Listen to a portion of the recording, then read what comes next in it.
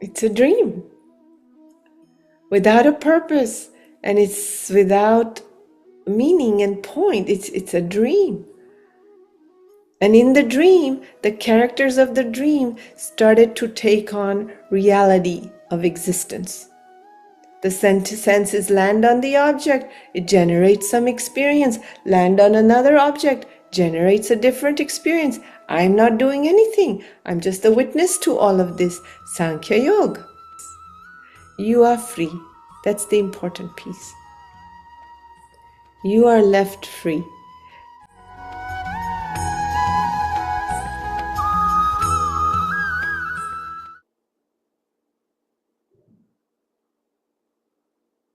Jai Gurudev.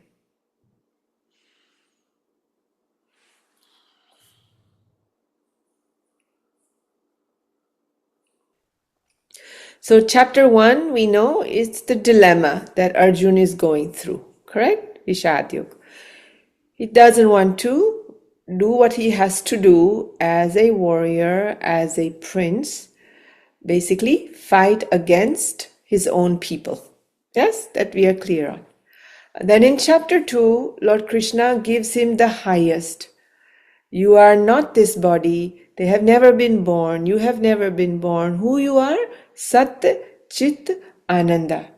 Ever pure, ever green, non-dual self, effulgent, right? Pure bliss, pure consciousness, awareness. This is who you are. This is what everyone is. And this knowledge has been given to those before you and will continue after you.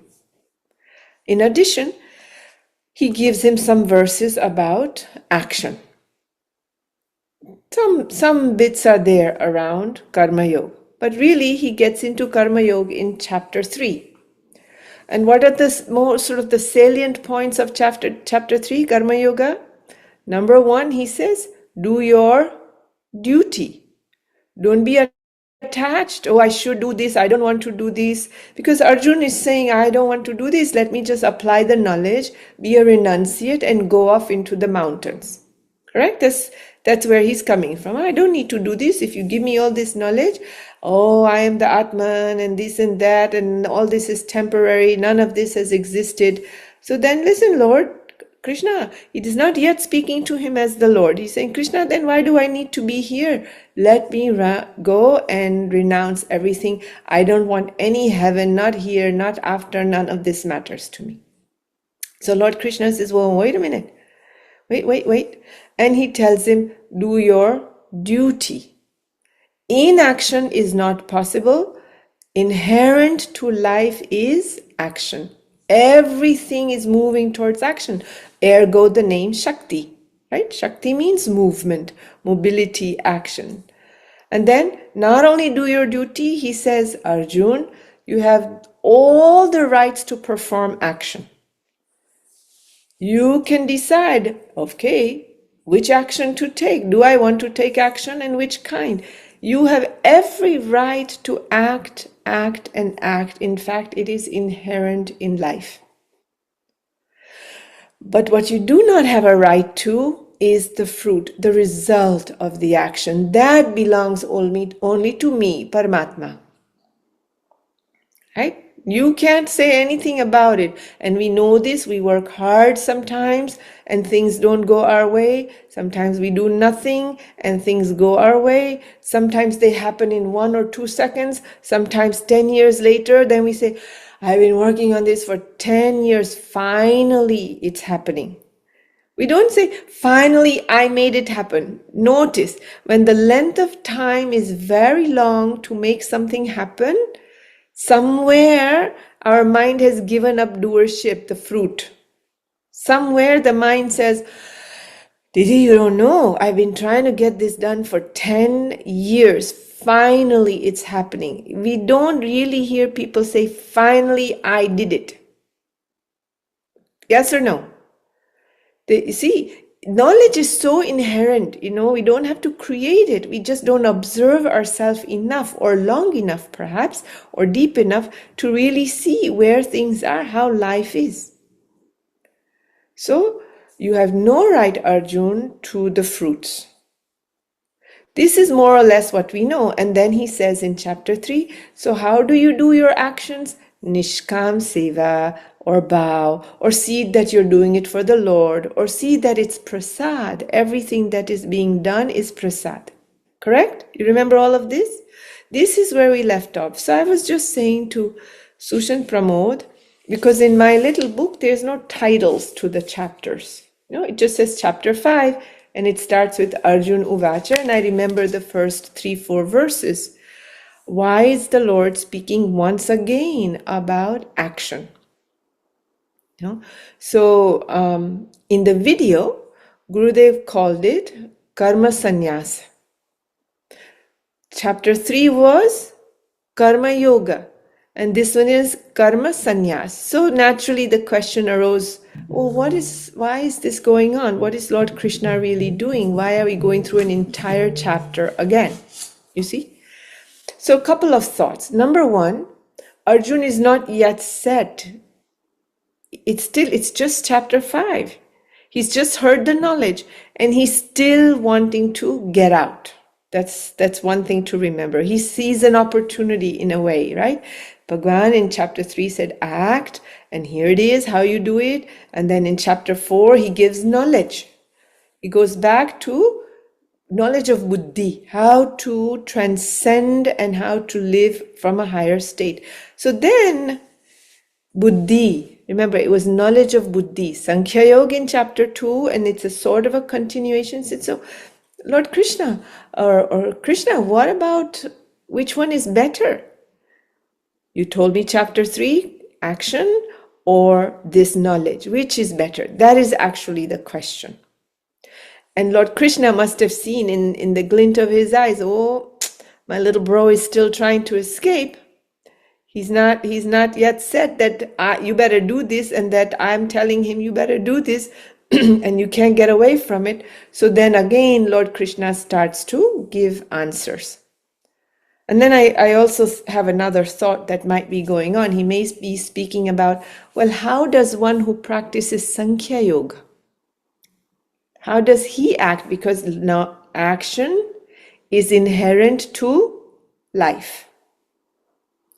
Right? So whether you're on knowledge path or path of karma yoga, they are both leading to the same result.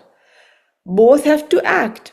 A sannyasi, one who has decided to just put all his time, effort, and energy in God, and one who is raising a family, people like ourselves, they both have to act. What is the difference? Perhaps that is also going to be tweaked here a little bit. And it was just sort of a aha before we all came on. So let's look out for both those things, okay? And you do remember the first couple of verses, the yoga of knowledge and the yoga of action both lead to the supreme bliss, but of the two, yoga of action is easier. Why is it easier, Arjun? Because look at your nature. Your gunas are not to sit in contemplation. He's not an academic, professor in university contemplating deeply what this is or laws of nature. He give me a sword and let's go. Correct? So based on your guna, Arjun, look what's best for you. And in a certain sense, we say all of us are the same. And remember, I think I also mentioned the time, the yuga, the time that we live in. Look at the digital age, everything is speeding up. No, it's the time are also about karma yoga. And if you look at Gurudev at the helm of the organization, and the helm, the yogi himself, if you will, is karma yoga. We think he would reduce action and all the activities of the world, but there's more happening today than there ever was, isn't it? So we said, okay, it is easier. And then he says, who is a karma yogi? He doesn't hate, does not desire, doesn't consider, he's not an Arjun who is free from the pairs of opposites. Right? That was a big discussion. Do you remember that? Last week or the week before, it was a very big discussion. That is a karma yogi. He's continuing like that. So let's now begin at verse 5. यत्साङ्ख्यै प्राप्यते स्थानम् तद्योगैरपि गम्यते एकं साङ्ख्यं च योगं च यः पश्यति स पश्यति. The supreme state, which is reached by the Sankhya yogi, is attained also by the Karma yogi. You see that little insight that we said? He's saying even the one who practices or chooses the path of knowledge, Sankhya yogi, is attained also by the Karma yogi. He's separating the two in that sense. Therefore, he alone who sees Sankhya yoga and Karma yoga as identical, this sees truly. No? You cannot see them as separate. It's exactly the same whether you're doing Karma yoga or following the path of wisdom. The result is the same. If you see that it leads you to different places, you're being foolish. One critical thing that we do have to remember, Karma yoga is what? Helps to purify man, buddhi, chit, ahankar. Purify why? To establish in the knowledge, to be able to do what a Sankhya yogi can do. Remember that one piece, right? Now, our goal is not purification. Our goal is always moksha, God realization, self-realization. That is what we're really talking about. Purification is a necessary step. It is not the goal. Are we clear? Look, I say that because just even out of the intention, notice how when you teach a course or when you join a course, you'll hear people seeking out an experience. No? This is the subtlety of looking not at the highest goal, but wanting the middle ground, getting caught up in purification of the chitta, man, ahankar. Not remembering that the goal is not the experience along the way. The goal is not purification. The goal is not just peace of mind, but peace itself. They are two different things. Did you hear you're clear what I just said? It's true. Stress release gives you what? Peace of mind. Mental activity goes down. Correct? Yes? Yes or no? Peace is your nature, is our state of existence. Those are two different things. So we are not just seeking peace of mind, reduction of mental activity, feeling calmer.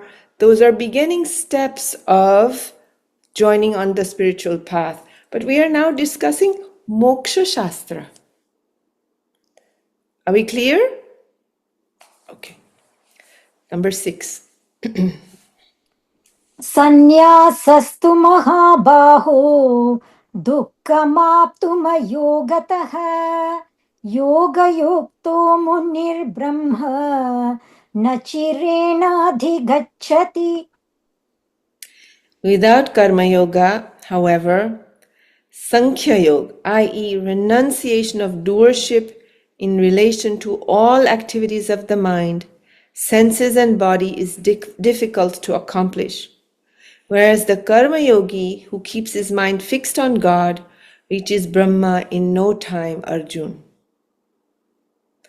Without Karma Yoga, however, Sankhya Yoga, renunciation of doership in relation to all activities of the mind, senses and body is difficult to accomplish, whereas the Karma Yogi who keeps his mind fixed on God reaches Brahma in no time, Arjuna.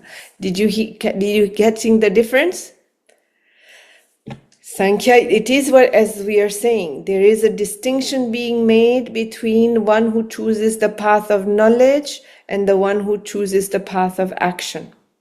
What he's saying is, path of knowledge is not possible without doing Karma Yoga, without the purification process. Now look, listen, let's think this through a little bit. Karma Yoga, do your duty. You have the right to act. In fact, you cannot but act. This much is clear, right? and you have no right to fruits. There's no doership concept going on here. What will happen at the end of this? Vairagya starts to develop. When you stop getting attached to the fruit, looking at the expectations of the fruit of your actions, which the pillar of dispassion develops. Can you see this? Dispassion starts to establish.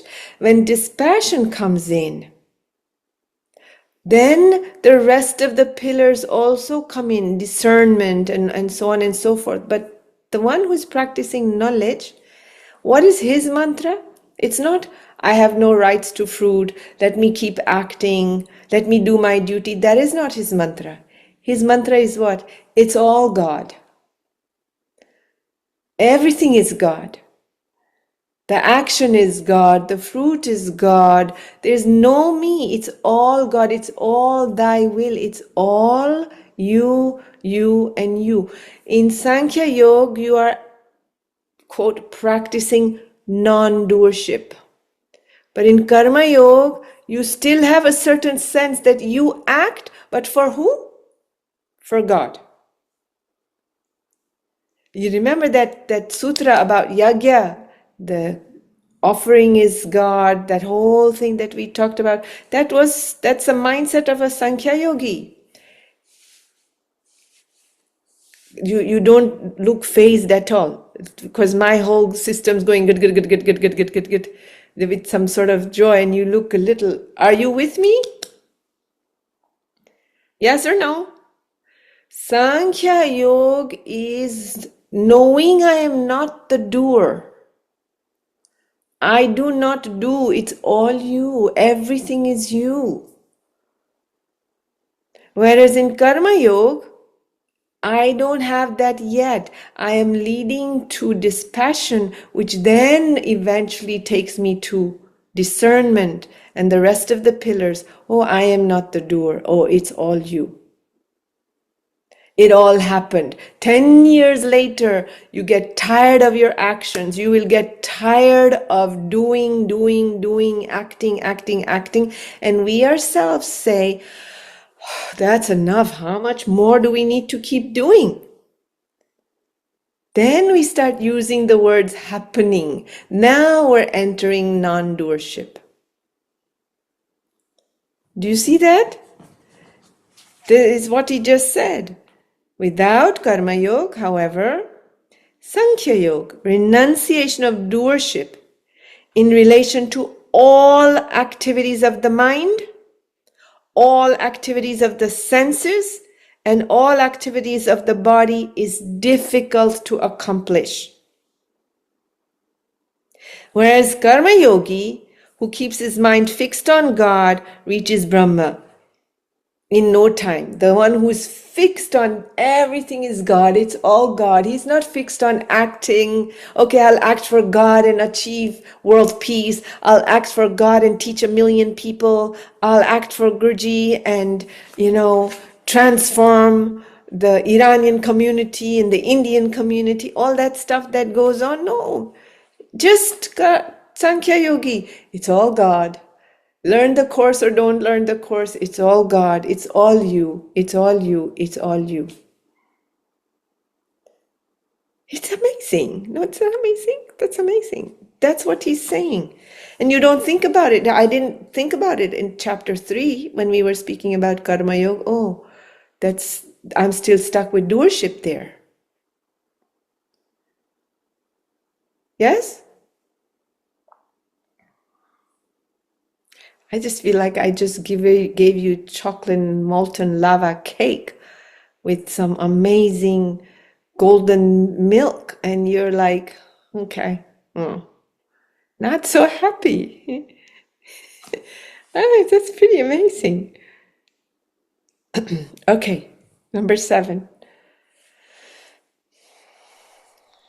योगयुक्तो विशुद्धात्मा विजितात्मा जितेन्द्रियः सर्वभूतात्मा भूतात्मा कुर्वन्नपि न लिप्यते. The Karma Yogi, who has fully conquered his mind, mastered his senses, whose heart is pure, and who has identified himself with the self, capital S, of all beings, God, remains untainted even though performing action. Do you see? This verse is clearly talking about a Sankhya yogi who acts. Are you clear? A karma yogi who has fully conquered the mind, mastered his senses, the heart is pure, and who has identified himself with the self, capital S. I, you, it, all action, everything, fruit, it's all the same. He doesn't say this fruit is good, this fruit is bad. I may let go of my expectation of the fruit, but my mind still says what? Let me act again to get the fruit I wanted. Maybe God will listen this time and abide. Look how tricky it is. It, the mind. So this is, but if you are all in this place of you, I, you, it does not exist, it's just you, then it doesn't matter. They remain untainted even though performing action. But it's really true. Okay, we do seva. I'm going to bring 500 people to the course for Guruji, of course, right? I have the right to act for Gurudev. Of course, it's just for Gurudev. So we're very clear. And we do 11 Guru Pujas a day, hoping that those 500 people start dropping from the sky. Our action is pray. Okay, that's good. But that's not exactly the action that Lord Krishna has been talking about, to get to whatever fruits it might be. But then we decide we're going to flyer and we're going to poster and we're going to call our own grandmother who she has already refused to enroll. But anyway, we call her anyway because we're doing work and and we finally enroll her because she's fed up and she comes to the course. Okay, good. And we get not to 500. Do we say it was your will, your choice? We were expecting results. Do you see what happens in our karma? 3 things are needed. Nishkam. What is the relationship with Nishkam? What do you have to do? You have the right to act, not to the fruit. Correct? Nishkam karma. This is clear, no? But somewhere, some part of us is expecting result. Why we are not nishkam? Because we are feverish. There is an expectation. The mind is in the future. Are you with me? It's not here. It's very difficult to do nishkam seva if the mind is already moving ahead. So 400 people come, maybe not 500. We don't move to, oh, okay, that was your will and that was your choice and it's your fruits. No, we say, oh, let's do this. Now let's get, another. It's good, but the action is filled with that will create that result. This is the process of purification, the process of getting towards non-doership. It's not so simple. We're very caught up in it. No? Okay, continue. नैव किञ्चित् करोमीति युक्तो मन्येत तत्त्ववित् पश्यन् शृण्वन् स्पृशन् जिघ्रन् अश्नन् गच्छन् स्वपन् श्वसन् प्रलपन् विसृजन् गृह्णन् उन्मिषन् निमिषन्नपि इन्द्रियाणीन्द्रियार्थेषु वर्तन्त इति धारयन्. However, the Sankhya yogi who knows the reality of things must believe that he does nothing. Even though seeing, hearing, touching, smelling, eating or drinking, walking, sleeping, breathing, speaking, answering the calls of nature, grasping and opening or closing the eyes, holding that it is the senses alone that are moving among their objects.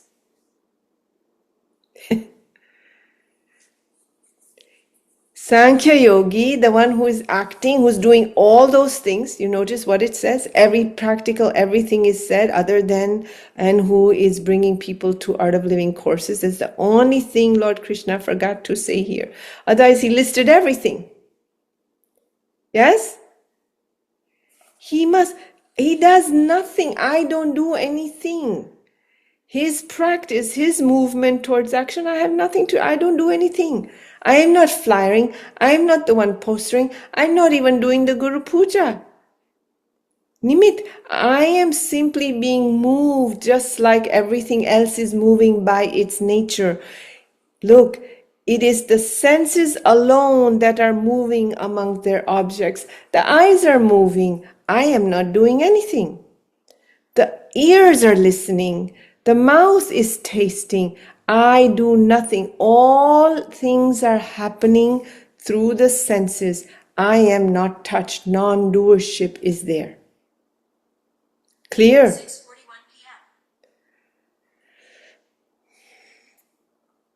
p.m. I don't know about you, but for me, I'm hearing it in a very different way. Like my own awareness of the knowledge is tweaking as I'm talking to you.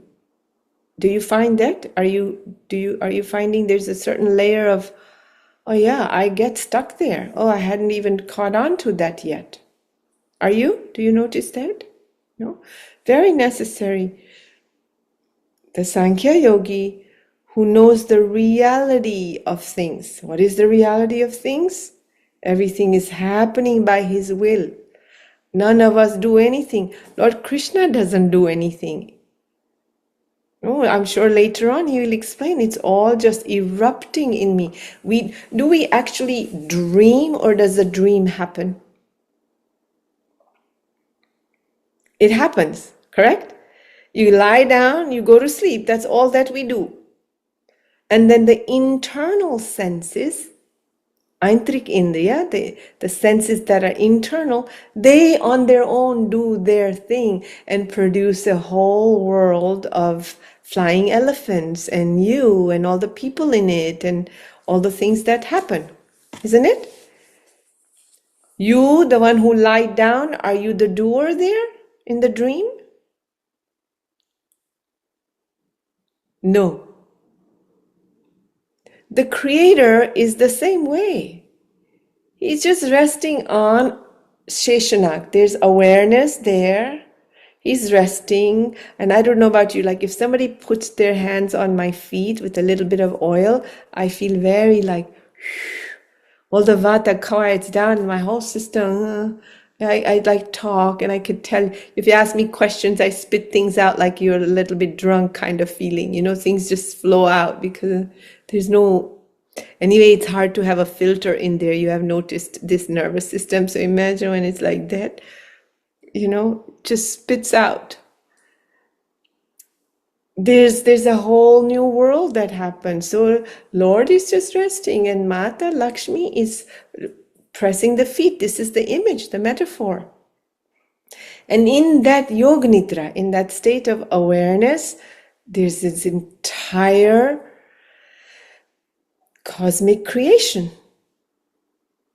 Just like in the dream, the dreamer is not sitting there planning out, strategizing, being purposeful. It's all just unfolding. The internal senses are doing their thing. Like that, a Sankhya yogi sees, it's the senses that are moving. I do nothing. The senses land on the object, it generates some experience. Land on another object, generates a different experience. I'm not doing anything. I'm just a witness to all of this. Sankhya Yoga. I don't do anything. I like this example of this dream. Because really creation is described like that. I don't know when, but Lord Krishna at some point will clearly say, we have heard from Gurudev, no? Akarta karta. The Lord is not in karta. The Lord does not do. The Creator is not doing. It has no doership. It's a dream without a purpose, and it's without meaning and point. It's a dream. And in the dream, the characters of the dream started to take on reality of existence. It went on so long that it starts to look like it's, quote, real, solid. Are your dreams solid? In this little space, we don't create a whole world and then all those little objects somehow disappear when they're not solid. There's nothing solid in there. They're thoughts that appear to be form. You see, like this is a form, rectangle, lit, called a cell phone. Form with a label to it.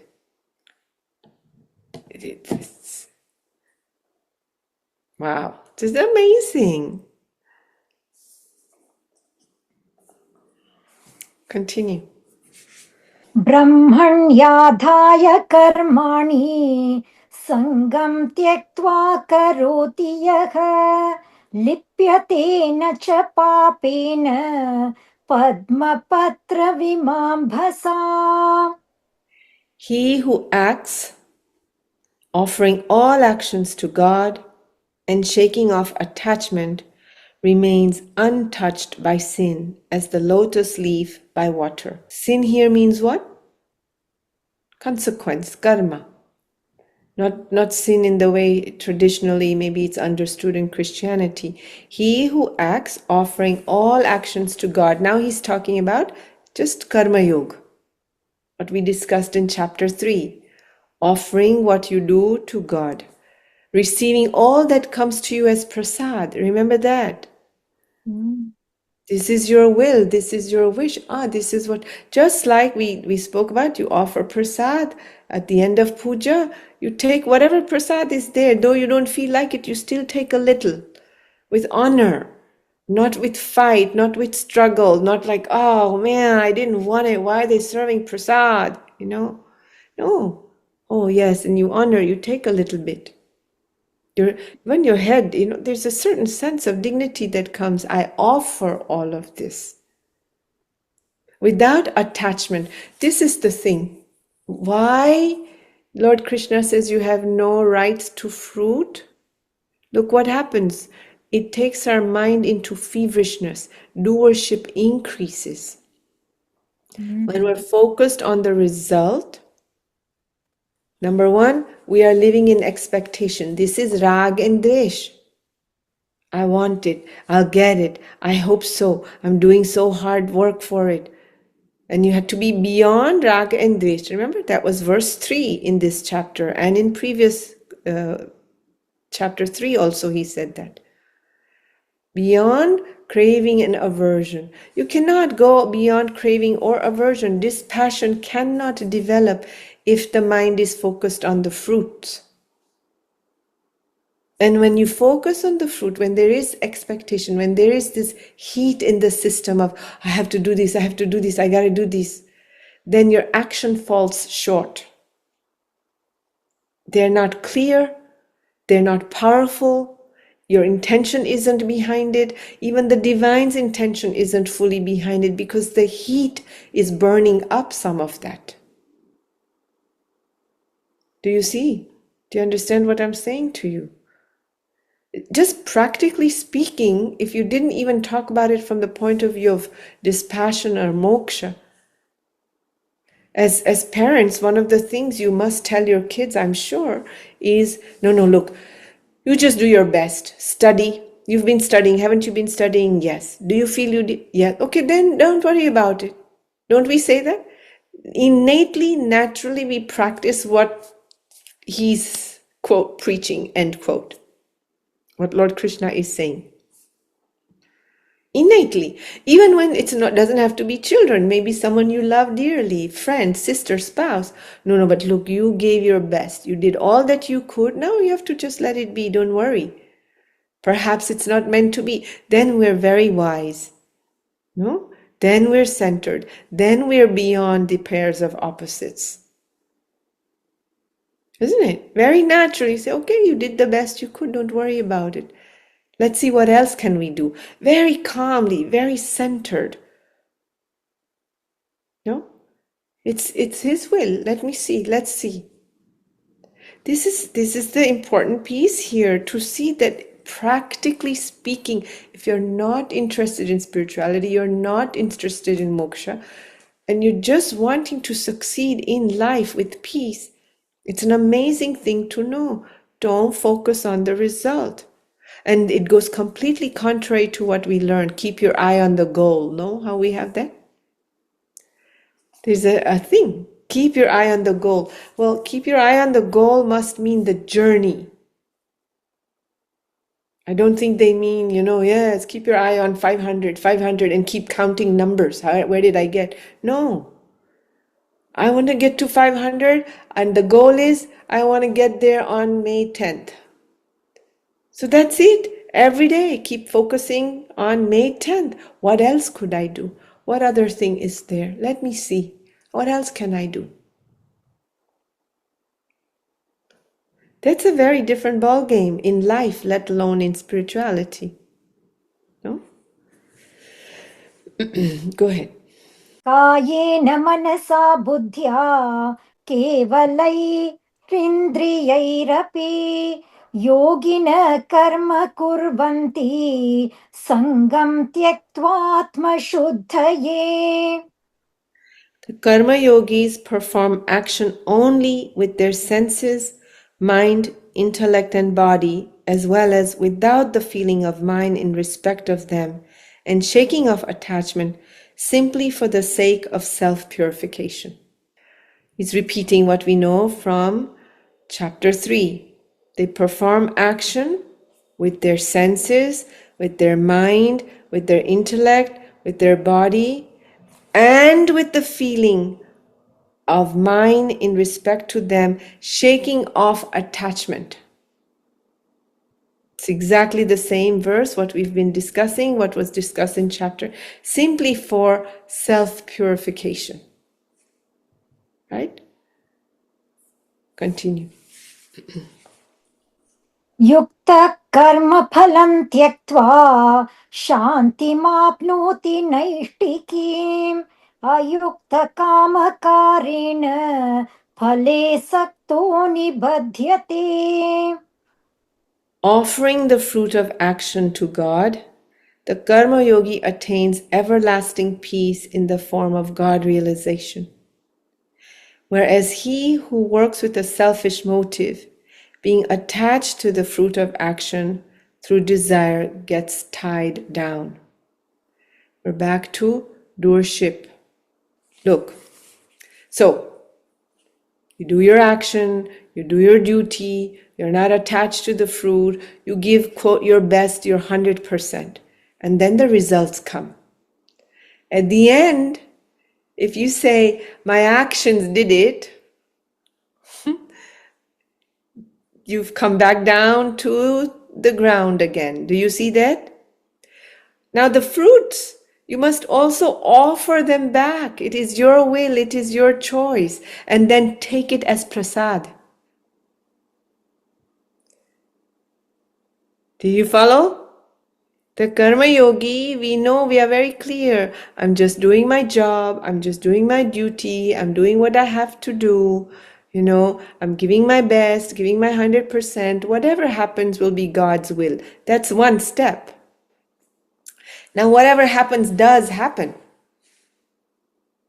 And if you go back to, and I chose the right actions, or I did it, or I knew exactly what I had to do, what things needed to be done to get that result that God gave, you're back to square one. Whatever the result, good or bad by your standard, what you wanted or different from what you wanted, you treat this as prasad. Oh, for right now, you just wanted these 400 people to come to you. It is their time. It is your choice. Okay, let me go there and be of service. No, not run into the room and say, we got 400 people and, Nandan had all the things and he helped a lot and Mala helped a lot. You know how we then want to acknowledge and recognize. And if you watch him, he gets a little like this, like, they didn't do it. I did it. The big I did it. But okay. And then afterwards, sometimes he'll say, no, see, it's not like that. It's all, everything is happening in time. Yes? So this is another necessary step of awareness. Okay, whatever the results, this is your will. It's prasad. I honor it. Move with that. Then the degree of purification goes another step. Otherwise, you're coming around from the back end and grabbing the same nose. Yes? Continue. सर्वकर्माणि मनसा सन्न्यस्यास्ते सुखं वशी नवद्वारे पुरे देहि नैव कुर्वन्न कारयन्. The self-controlled Sankhya yogi, doing nothing himself and getting nothing done by others, rests happily in God, the embodiment of truth, knowledge, and bliss, mentally relegating all actions to the mansion of 9 gates, the body with 9 openings. What is he saying? These things do what they have to do. I'm not doing anything. The senses do their job, and the mind does its thing, and the intellect is doing its thing. It figured, it analyzed, it dissected. The mind was perceiving, and these organs of senses, they do their thing. This body is doing its thing. The heart is beating, circulation's happening, digestion's happening, the hunger comes, the food, 5 fingers put the food in the mouth, more digestion happens, and then I poop it out and do it again. This is all these faculties doing their thing. I'm doing nothing. Nobody else is doing anything. Doing nothing himself and getting nothing done by others. I wonder how this would go over with delegators. And doing nothing done by others, rests happily in God, the embodiment of truth, knowledge, and bliss, mentally relegating all actions to the mansion of 9 gates, the body with 9 openings. The body is doing what it has to do. The senses of the body do what it has to do. The mind within and around the body does what it has to do. I have nothing to do with this. Doership is not there. Everything does go on, right? The wheels of life do keep turning, but it's not me. It's not even them. Blame goes away. Not only do you stop taking credit for you, but you stop blaming. Oh, this happened or didn't happen. Guruji, Mala did this, that's why. And Mala didn't do this, that's why. All of those things stop. There's a lot of discussion on how the Bhagavad Gita is so useful in leadership, parenting, leadership in all facets of life. We're not breaking it down like that in every little thing, but you can clearly see how valuable it is to come from this understanding that let me give my 100%. I don't need to get caught up in I did it, who did it, they didn't do it, they did it. It becomes so easy to share credit in life. Through all of us, this happened. Isn't it? It becomes so easy. And there's no finger pointing, not this way or that way. It's so beautiful. Next, go. One more. न कर्तृत्वं न कर्माणि लोकस्य सृजति प्रभुः न कर्मफलसंयोगं स्वभावस्तु प्रवर्तते. God determines neither the doership nor the doings of men, nor even their contact with the fruit of actions, but it's nature alone that does all this. We discussed 2-3 verses back. There's no doership in God. He's not invested in, oh, this one's praying and is so good, so let me do more. And this one's not praying that well, it's lukewarm, so let me do less. And this one, well, is a wicked person. Ravana prays and the universe, nature does what it does and shows up there. And Rama prays and shows up there. And we pray and Arjun pray. No doership. God determines neither the doership nor the doings of men. God is not making you do something or not making you do something. No? It's nature alone that does this. What is nature? What are we discussing here? The three gunas. Right? Nature alone determines this. The gunas are continuously changing. If you can manage the gunas, then what you do, how you do, will also change. See, we cannot forget previous knowledge that has been given. Otherwise, he has to repeat everything. He has to remind us of everything. So he says, no, nature alone does all this. If you're in Rajogun, it's very strong. You change maybe what you eat, how much sadhana you do, the company that you keep, the kind of rest that you get. And then when it turns to sattva, then different kind of actions will come. No? So much tamas is there. You address tamas, you address rajas, sattva joins.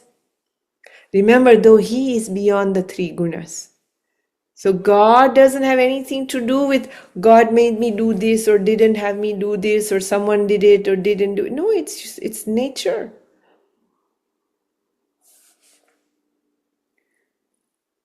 That's amazing. It has to really register, because all that without this verse, you can see how we easily can get trapped again. Well, I don't have anything to do with it. It's all God. Anyway, it's all God. You. So this is happening through you. No, God is not making you do anything. Because if you have a body, the gunas are active. Whether you're a Sankhya yogi, practicing contemplation knowledge, or pure action, the gunas are there. In a Sankhya yogi, you can have a sense that sattva gun would be high. And we have certain moments where we're like a Sankhya yogi. The knowledge is so clear. We're so centered. So much chaos is going on. All sorts of things are happening, and you just remain unshaken, centered. Do your thing. Doesn't matter. It doesn't touch you. You don't point blame also. You don't get critical also. No? Isn't it? Don't you notice this? It's very clearly there.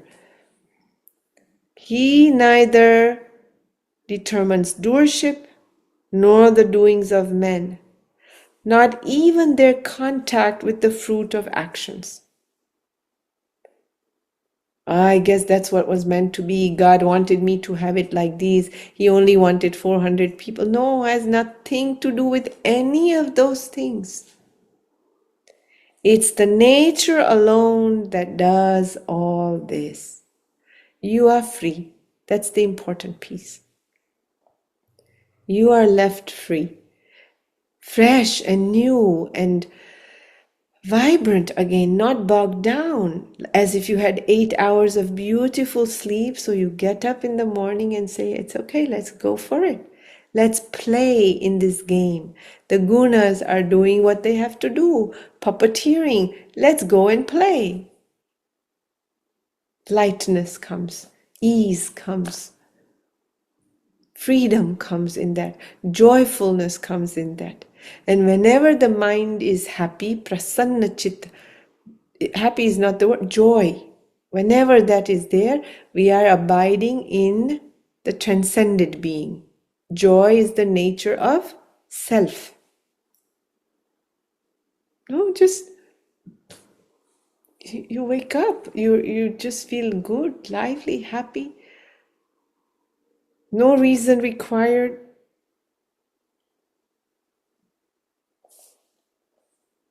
I think that's enough. No? We just finished 14.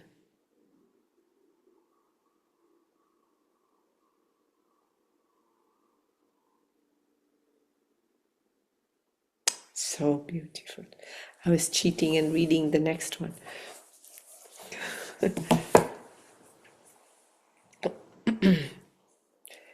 Any thoughts, questions? Yeah, Pramod, go ahead. So, on this last verse, it says God determines nothing with doership or doing. It's the nature that guides or moves things. So, what determines the nature though? Is it the self effort from? No, I mean, that comes everything from our karmas. The amount of doership, the amount of attachment we had, the amount of aversion we had, the amount of craving we had, the amount of desires that we have, all of that determines which guna reigns strongly or sticks. The gunas continuously fluctuate, correct? But if we are not letting go, if we are not looking to go past our desires, let anything go, then that same guna comes again, until you burn out and say, I had enough. Does that answer your question? Yeah, so that's the self effort. Kind of was thinking also about okay, where does self effort fit in? So, I guess that's where perhaps. You have to want it, but also even then, why are we fortunate to be sitting here reading, discussing? Our time was ripe, and somehow along the way, what had to be has been. And at the same time, somewhere, look, remember that gap we spoke about in chapter 2. Do you all remember? In a moment, there's always a tiny gap. There is an awareness. The Guru Tattva, the light in ourself, does open up. When we're facing something to do, some challenge, some situation, some person, do this or this, and we clearly know which is going towards the light and which is going towards bondage, which is going towards freedom and which is going towards stress, which is going towards a wider lens of life and which is going towards contraction. It's a tiny gap in the beginning of our journey. Yes or no?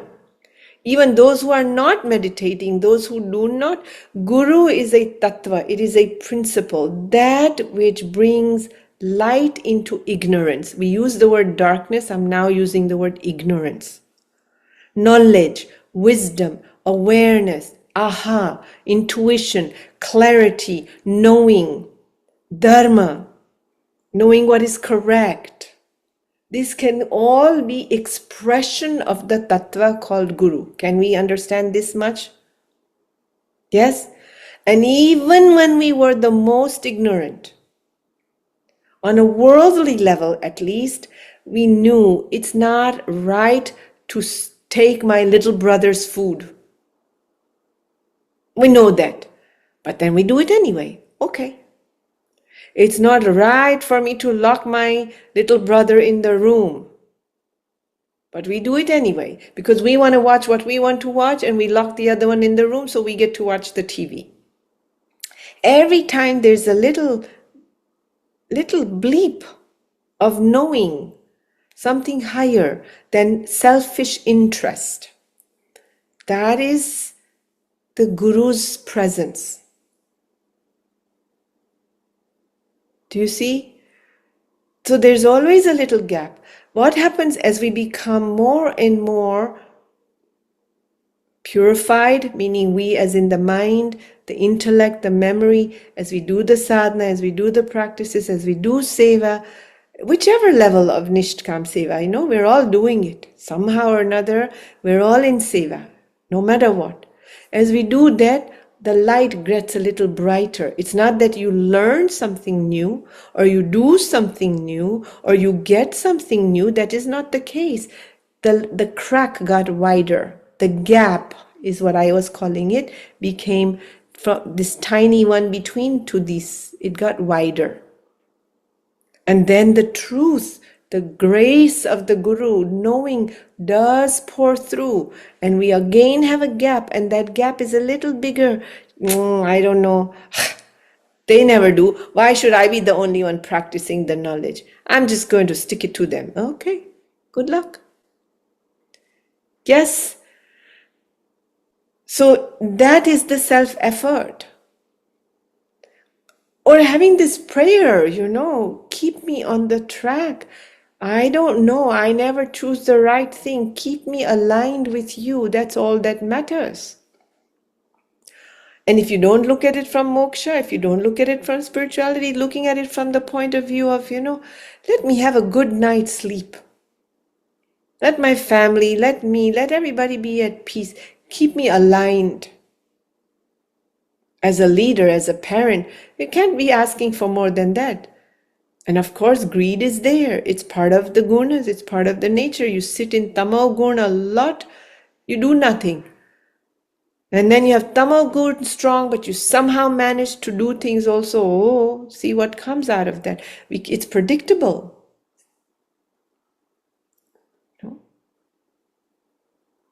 It's, we sometimes don't even understand what does it mean when the Guru says 1,000 times, Guru is a principle.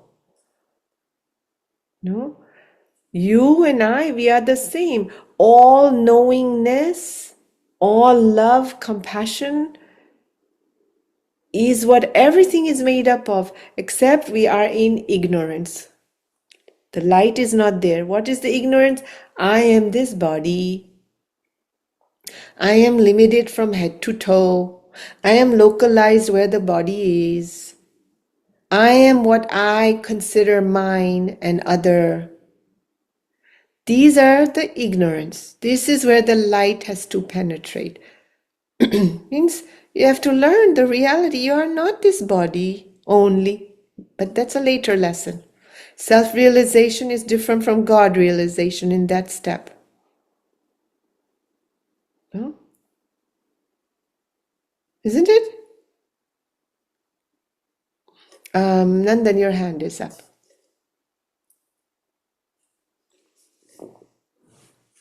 Hi, Didi. So I understand this whole journey is towards understanding that all of this is just a happening. And whether Sankhya Yoga or this, I'm trying to correlate that with, we've also said that not a blade of grass moves without his will. So because I understand what you're saying, that is God's not sitting there and intricately planning everything. But what do we mean when we say that not a blade of grass moves without his will? So will as in non-doing. It's not that will. Because for us, translation of his will means doing, planning, strategizing, organizing, meaning, purpose. God's will is play. Do you understand this? We have to remember, we add meaning and purpose and point and, getting to a goal from that perspective. It's not a play for us in our small mind. For us, everything is purposeful, serious, meaningful. This is, don't you see, this is more important, lesser important. We have all of that. We are not in the center spoke. God's will is from the center spoke. It's a play for him. It is not a plan towards something greater. The grass is, it looks beautiful, like in a dream. There's no will in terms of doing. But it's all still there, 100%. Is that clear? Very important to remember, God's will is not karta bhav. It's not trying to reach a purpose. It just is a kid in a sandbox, building castles, tearing them down, sitting at the ocean, building sand castles and waiting for the wave to come and then being so joyful that it got fully destroyed. Kids, when they play with blocks at home and it falls down, they create a big because there the mind is somehow involved in I'm playing with the thing. When they're at the ocean is in charge. They don't, even a kid isn't fooling him or herself. They know it's temporary. It's so obvious it's temporary. In fact, they build the biggest castle. Sometimes you see parents, like when I go for a walk, you see big giant things digging and the shovels and the filling the bucket and turning the bucket upside down and all of that. And it's wet sand and you can see, if it's dry, carrying it from the shore all the way a little bit outside the shore where it's dry sand. They know perfectly well as soon as the sun goes down or they're tired, they're going to leave and go home. They know it's going to come down. It's a play. And they add all the things that they can think of to make that thing look like the way they want it to look like. So the blade of grass is, oh, this is nice. Oh, that is nice. It's just a dream in that sense. It's another way of saying it's all divine. It's another way to say that. The grass, the this, the that, it's all divine. The music matters in the drama, and the scenery matters, and the costumes matter, and the projection of the voice matters, how the character looks matters. No? The makeup matters, the lighting matters. Every detail, does the floor shine fully or a little bit? Every detail matters for the creator from the perspective of the play.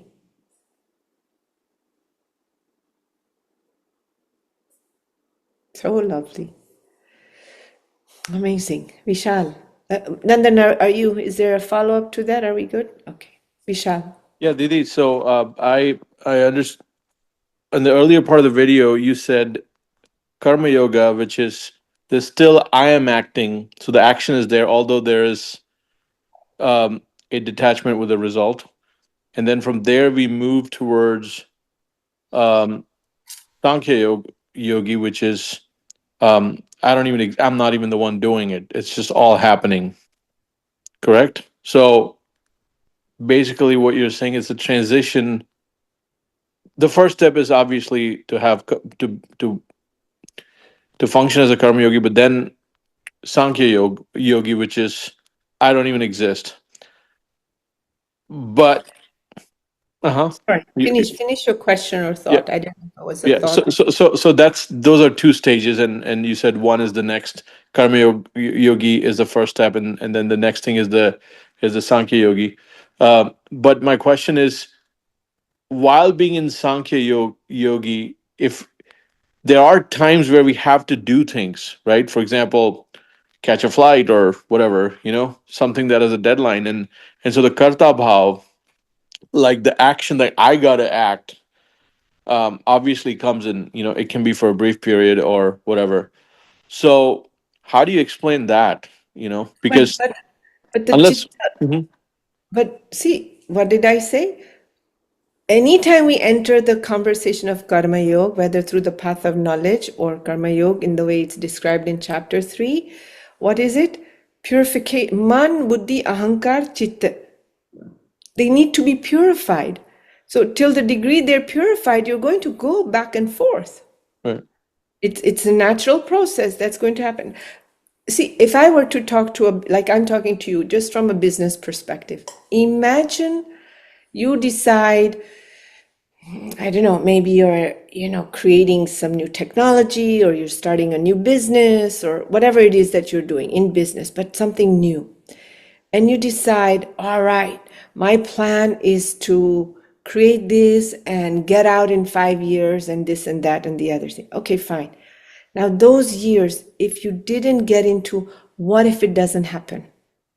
What'll I do? I've borrowed this much money. If you could remove that element Yeah. out of the mind, imagine how successful your actions would be and how much more fun your journey would be. Fun, right? All of you who are in the work world or business like Nandan and all the rest of it, wouldn't that be a very different ballgame if you didn't have to consider all the elements? So that's step one. Finding a way not to say, I'll be happy when I reach that result. If this is your state of mind, that's when we're stuck. We are not in Karma Yoga. Karma Yoga is helping one to get away from this idea, I will be happy when. This is a sin. Why is it a sin? Because your nature is happiness. Sin as in ignorance. Your nature is happiness. We are born happy, joyful, prasanda children. Prasand is not happiness. It's content with joy. I suppose these two words together can mean prasann chitta. A happy mind, light-heartedness, right? And through conditioning, we say, if then I'll be happy. If this, then I'll be happy. This is a very simple exercise in Yes Plus or Part 1 course or something. So first step is stop with the if then conversation. Just keep going. If, move it aside. Take all the conditions out. All you're left is action, action, action. How will I pay my loan? If I didn't have this loan, it would be great. Then my bottom line would show, like when you balance books, the loans make the income look lesser. You know what I'm saying, right? Those Yeah. things. Yeah. So that's step one. But you're not established in it. You have moments of that. Maybe when you first started your business, you were more caught up in if then, if then, if then, if then. And now you're growing, you have experience, you've matured, you understand how life and world and business works. So you have lesser of that. You say, yeah, that's part of business. You lose some, you move some, you gain some, you keep going ahead. Right? That's Yeah. step one. Step two then is whatever the result, not thinking this, oh, all right, this result, I did it, but I shouldn't have, I couldn't have, I could have, they could have, because you will go down that road again. Just move to the next step. You got 300 and you want 900, move to the next step. Act, act, act, act. And surrender the result. Even when it comes, don't get caught in what could I have done better, different? Oh, that whole blame game. So get away from I'll be happy then and I'm not happy because of. This is the simplest way for me to say what Karma Yoga is about. Getting away from if then and why not? Blame game. Are we clear? Does that make it very clear in the simplest terms? Yes or no? Yeah. That is very important. But Then you do everything. And then, yes, you still might feel like I got to catch the plane. But if you notice, yesterday, I was at a movie and it was terrible. But I was there with 5 people. So I do what I usually do. I take a little nap for a while, I start to do japa for a little while. Then I go into this notion of like, okay, this is also your Leela. Are you watching this? I hope you're watching this, because my little mind is not getting, why would this be the thing that you would create? Like, you still stay within this realm of conversing awareness that says there's something bigger. So when the flight you don't catch, you don't need to go into the blame game, the second half. All right, there must be something better. I missed this flight because something better, seen or unseen, will happen. That's saying, let thy will be done. See? Again and again, as the system purifies, you will again and again find different ways to come back to something bigger, greater is going on than me, myself, and mine, and I, and lost in it. I don't think any one of us sitting here can get fully lost in any activity, result good or bad or not. Children, family, business, doesn't matter, seva. Something is pulled, after this many years, something pulls back and just says, okay, doesn't it? Yeah, yes or no? Yes. Okay, so Vera, I'll take your question or comment. Just for you to know, it's 7:25. Those who need to drop, please do. And I'll stay back for any question. Vera, go ahead, please. Going back to that business example that you talked about, suppose what you're doing and you're doing your best and you fail, it's fine. Don't have the doership, so but if you don't go back and look at what you did wrong and what went wrong, how do you improve and not make the same mistakes if you give up all? But the operative word is go back and look versus look and get caught. I see. Most people, they don't just look through, like if it's third party, looking, exploring. Their whole nervous system is reacting to it. So it's back to if then. See? Buddhi does its thing. Intellect does its thing. It already said. Each of these faculties do their job. Let the intellect do their job. Jai Gurudev Sima. Let the intellect do its job. But then getting caught up, why, how, it's very easy to do. So you must look. Awareness is part of the picture. That is the light coming through, the Guru coming through. Just don't go into if then, why not? No? Desire by itself is not bad. Nishkam seva, action without desire. That's perhaps a literal translation. We say selfless service. That is how we describe it. Selfless means without desire, your own desire. You're willing to go the distance for someone else. You may not do it for you, but you go a little further for someone else. So desire in and of itself to have big business, big family, big house, that is not bad in itself. It's neither good nor bad. Desires keep coming by themselves. We cannot judge them. That is clear indication of God's will. They come because of many things, not even just your own karmas. Somebody sits next to you and before you know it, you say, oh my God, I don't know, I haven't had it in a long time, but I really feel like eating a grilled cheese sandwich from Carl's Jr. And you've never been to Carl's Jr. before in your life. This is something real, I'm telling you. And what happened? Somebody was sitting next to me who at one point in their life used to eat a lot of Carl's Jr.'s grilled cheese. It's apparently onion and whatever. I have no idea. I've never been in a Carl's Jr. And this is what came in my head. And they were thinking about it for 2 days, they said. See? It's not desire. They just come from somewhere. Everything is space. Everything is a mosquito net. Everything is porous. Everything is vibrating, moving fluid. What is the problem? That this desire will make me happy. This is the problem. I will be happy when this desire is fulfilled. And as soon as the desire is fulfilled, what happens? It lasts moments. Literally moments. Somebody was sharing yesterday, I had to take this exam for work on they work in a bank and the exam is theft or some sort of exam, and they had failed it the previous time, so you have to take it again. I was so happy. I had such an amazing day yesterday because I passed. And today, when we talk about this, something lingers. And today, how do you feel today? Well, I had this work, and they asked me to do this, and then I had to stay back. And It's gone. For a year, she's been working on this exam and she finally passed it and she's so happy. Nothing wrong with that. It's gone.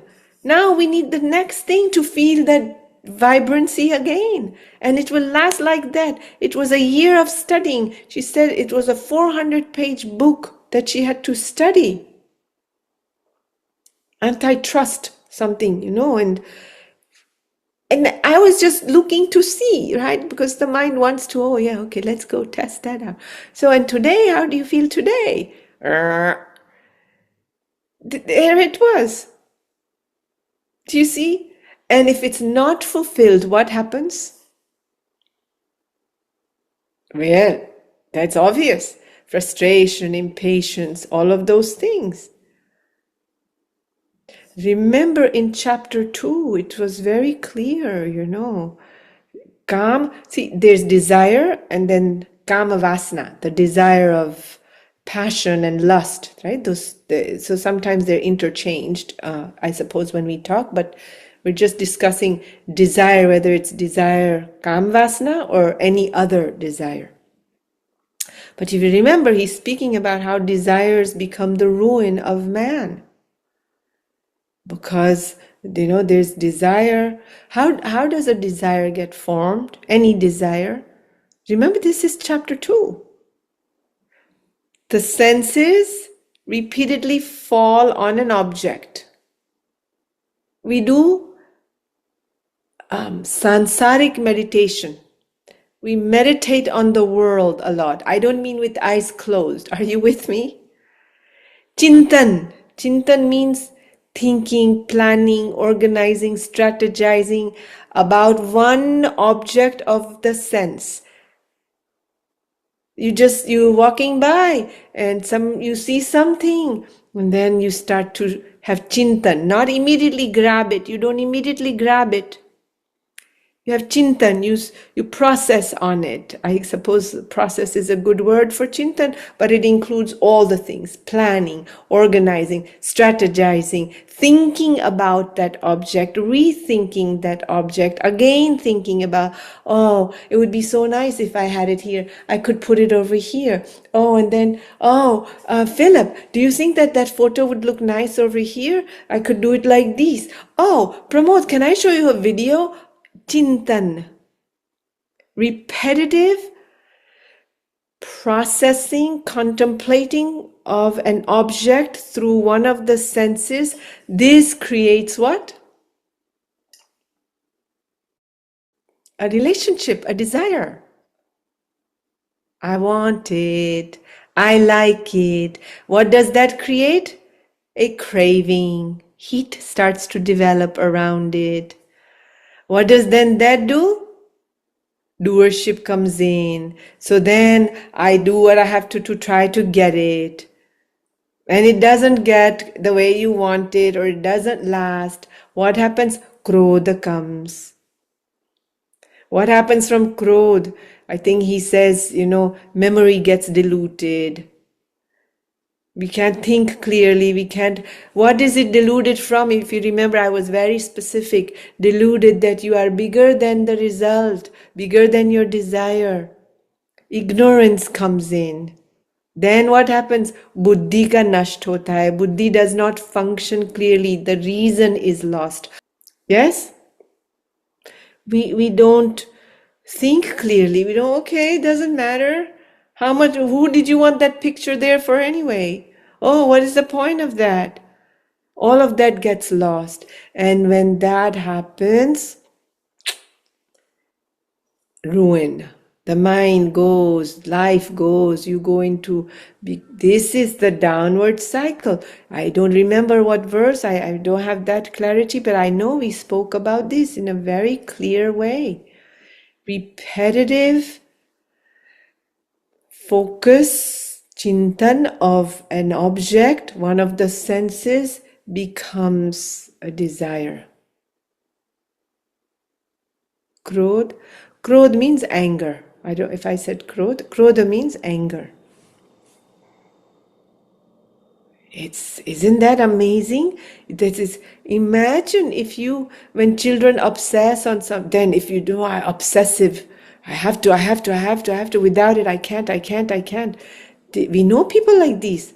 My God, you've been at this thing for how long? Can you let it go? And in fact, Gurudev said in the video, no, the one that you saw last week, where Gurudev says, when somebody is so utterly caught up, miserable, what is the most you can do? You can say to them, just let it go. Drop it, move on. Because there's no room for any other thing, no ears. This is unbelievable. How much chintan do we do on a stupid shirt? A sari. Just think about that. You didn't see it before. It was just a sari. Then, oh, can I see? Can you open it? Ma'am, let me drape it on you. What do you think they're doing? You go to India, they make you stand there and they drape it on you. No, I don't. I know I don't want. They to look. What will happen? You know what will happen? To look. Look means chintan. Touch it, touch it. It's so soft. Look how it hangs. All the senses are getting engaged. More chintan, deep chintan. On a sari.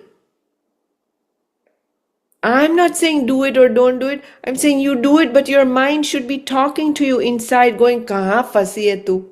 Where are you caught? What are you doing? Now you have a gap. Now you can measure, you can do, and then you say, I don't want it. Go. Didi, you wanted it? We could. No. Oh, no. I'm not thinking about it. Done, done. The poor person who came to help you, drive you, they got caught in chintan on your behalf. That's how horrible this mind is.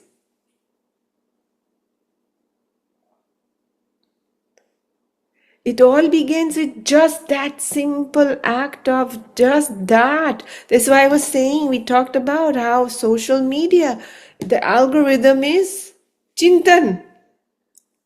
It's just figuring out what you like, and it keeps giving you the same post, reels, again, and then you watch it. And in the beginning you think, oh my God, it knows exactly what I want. Maybe Siri heard you talking about something, onions, and it suddenly shows you how to make the best onion rings in the world. Huh?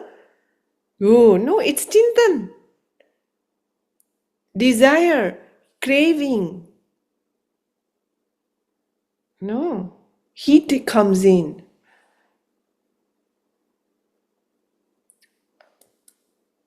Don't give your mind importance. It is a useless thing. Can you all just see the point is, if it registers, even if it's for this moment, doesn't your mind go like, holy cow? Maybe there are other words in there, but holy cow, like what the heck? What am I doing? What is it doing? And we think it is us. Huh? Listen. Hold your thought. That thing, oh, I like it, I want, what? Who I? It's just again, what? Where I? What are you talking about? I didn't get it. I really want, what? Where? This thought becomes a form called I. What? It's unbelievable to me. Vera. The way you describe what happens to the mind and everything, this is on a lighter note. And I take into account what you're saying, and it's very true for most things. But it would be very hard to fall in love because all those things happen. There's the heat, there's craving, there's focus, there's desire. So that, maybe arranged marriages are better than that. But because falling in love is very much like that. Yeah. Yeah, but then it does exactly what it does, right? It leads to, but what is the solution to that? That's what we've been discussing. Seeing something more. Body to body, the chintan is very different. It lands up in sex, right? Body to body chintan, it has one particular flavor to it. I mean, yes. And then mind to mind, that chintan is very different. Then we get into qualities and personality and person and heart and all those things. This is a different kind of chintan. No? This is where Gurudev in the Bhakti Sutra speaks from attraction to love to devotion, commitment. And then when you go from mind to a bigger picture of come up or down, fulfilled or unfulfilled, I'm here. This is a different kind of chintan, and 99% of the planet doesn't get to step 2.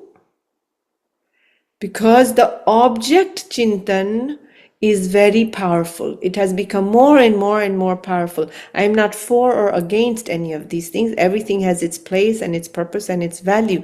But the more we're getting into the technology of, you can't even tell when an AI is real or not. Like, meaning the real is AI or real or not. You just don't know. They're so brilliant at sticking some examples of something in Beirut and saying this is happening in Miami right now at the airport. You're like, and it looks so real. So then you go look at the search in the news, so-called real news, and you look and there's no mention about Miami, but it looks so real.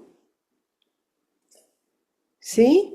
So education is required to understand that life is so big, and awareness of resilience and awareness of all the different things that we speak about is required. And yes, you are correct. Falling in love simply means what? I thought about you a lot. And now it's too much in my head. You're too much in my head. So please get the hell out. That's what it means. Get out. Unless you move to another step. And when it's object to object, chintan, possession, pure, you need more and more and more intensity to keep going. Otherwise it doesn't last. So then you see, there's a range of things when it comes to physical sexuality. Doesn't come to an end. It's not enough. The moment you give in, the interest is lost. The mind moves to another object. Unless it can mature itself. It's like, so we don't want to be stuck in, 3rd grade all our life. I gotta have ice cream.